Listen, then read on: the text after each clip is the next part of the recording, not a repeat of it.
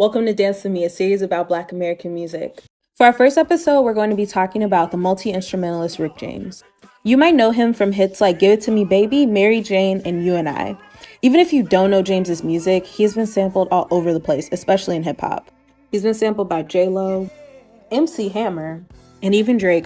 Rick James was born in 1945 in Buffalo, New York, but his career began in 1964 when he moved to Toronto and formed a band in 1968 called the Mighty Birds. Neil Young was even in this band. They were eventually signed to Motown, but that was pretty short-lived.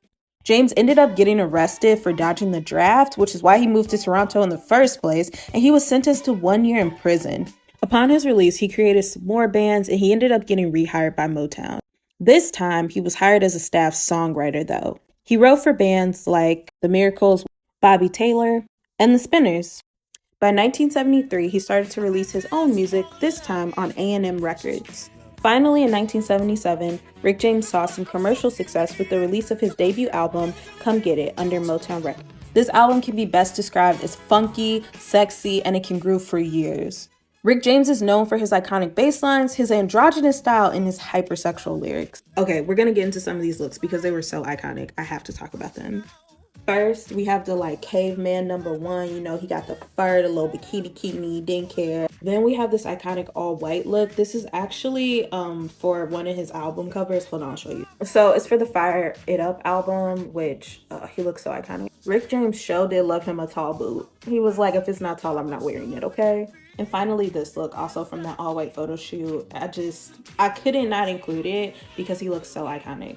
If you believe, at the time, his look was actually pretty controversial. He was also famous for smoking on stage at some of his performances, especially when he would do the songs Fire It Up and Mary Jane. And because of this, police would harass him in every city that he went on tour in.